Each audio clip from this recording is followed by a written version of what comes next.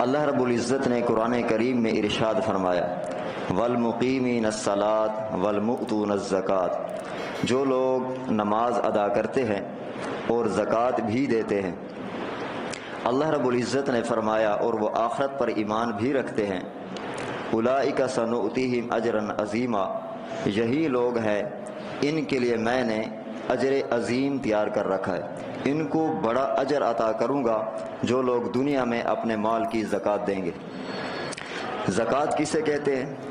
زکوٰۃ اس مال کو کہتے ہیں جو بندہ زکوٰۃ اس مال کو کہتے ہیں جو مال اللہ رب العزت کے راستے میں خرچ کیا جائے اور وہ انسان پر فرض ہے۔ زکوٰۃ مکہ مکرمہ میں اس کا حکم نازل ہوا، زکوٰۃ کا حکم مکہ مکرمہ میں نازل ہوا، پھر زکوٰۃ کا نصاب، زکوٰۃ کی مقدار یہ ہجرت کے بعد مدینہ طیبہ میں بیان ہوا۔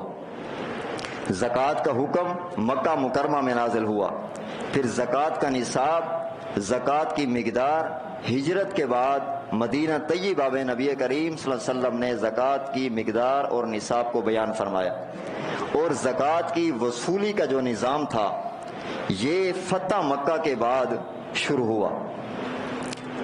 اور اسی طرح جو بندہ صاحب نصاب ہو، جو بندہ مالدار ہو، تو شرعی حکم یہ ہے اس آدمی کے لیے زکوٰۃ کے مسائل اور اس کا جاننا اس پر فرض ہے۔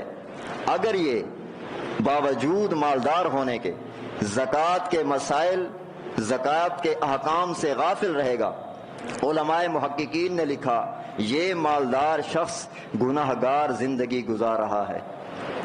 اور جو بندہ مالدار نہیں ہے، صاحب نصاب نہیں ہے، اس پر زکوٰۃ کے مسائل اور احکام کا جاننا شرعی طور پر فرض نہیں ہے۔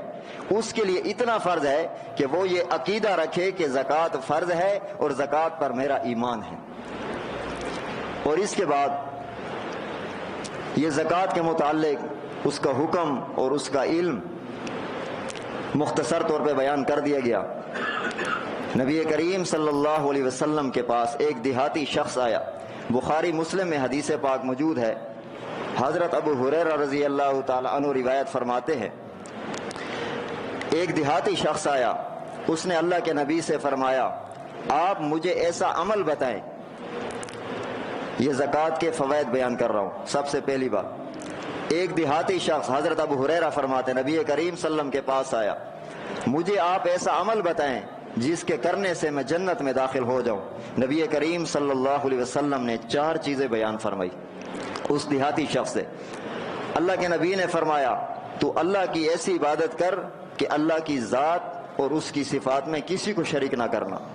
دوسرے نمبر پر فرض نماز جماعت کے ساتھ پابندی کے ساتھ پڑھتے رہنا۔ تیسری بات رمضان کے روزے رکھنا۔ چوتھی بات اپنے مال سے زکوٰۃ ادا کرنا۔ اس بندے نے کہا والذی نفسی بیدہ، قسم ہے اس ذات کی جس کے قبضے میں میری جان ہے، اے اللہ کے نبی جو احکامات آپ نے مجھے بتائے ساروں پر عمل کرنے کے ساتھ ساتھ میں زکوٰۃ بھی اپنے مال سے ادا کروں گا اور ان احکامات پر نہ اضافہ میں نہیں کروں گا اپنی طرف سے۔ اللہ کے نبی نے صحابہ کرام سے فرمایا آپ میں سے اگر کوئی یہ چاہتا ہے کہ میں جنتی لوگوں میں سے کسی ایک شخص کو دیکھوں تو وہ اس شخص کو دیکھ لے۔ تو زکوٰۃ ادا کرنا یہ جنت میں جانے کا سبب ہے۔ جنت میں جانے کے لیے ایک سبب دیگر اسباب میں سے وہ اپنے مال کی زکوٰۃ ادا کرنا، کہ یہ عمل آپ کو اور مجھے جنت لے جائے گا۔ اسی طرح حضرت انس بن مالک رضی اللہ عنہ سے روایت ہے، مسند احمد میں حدیث پاک موجود ہے، وہ فرماتے ہیں کہ قبیلہ بنی تمیم کا ایک شخص امام الانبیاء کے پاس آیا، فرمایا کہ میں بڑا مالدار ہوں، میرے پاس مال ہے، دولت ہے اور میرا خاندان بھی ہے، تو میں مال کو کس طرح خرچ کروں؟ اس نے مسئلہ آ کے پوچھا۔ امام الانبیاء صلی اللہ علیہ وسلم نے جواب میں ارشاد فرمایا کہ تم اپنے مال کی زکوٰۃ ادا کرو اور یہ زکوٰۃ ادا کرنا تیرے لیے پاکیزگی ہے، وَتُطَہِّرُکَ اور یہ زکوٰۃ ادا کرنا تجھے پاک کر دے گی۔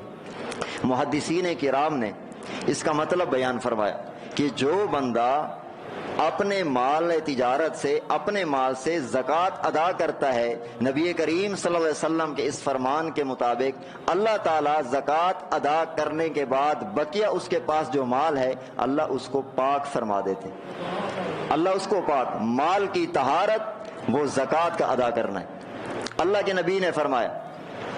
اور اسی طرح ایک صحابی رسول فرماتے ہیں، نبی کریم صلی اللہ علیہ وسلم نے ارشاد فرمایا، من ادى زکاتی، من ادى زکات مالہ، جس نے اپنی مال سے زکوٰۃ ادا کی، فقد ذہب عنہ شرہ، اللہ تعالیٰ اس کے مال سے شر کو یعنی مال کے نقصان کو ختم فرما دیتے۔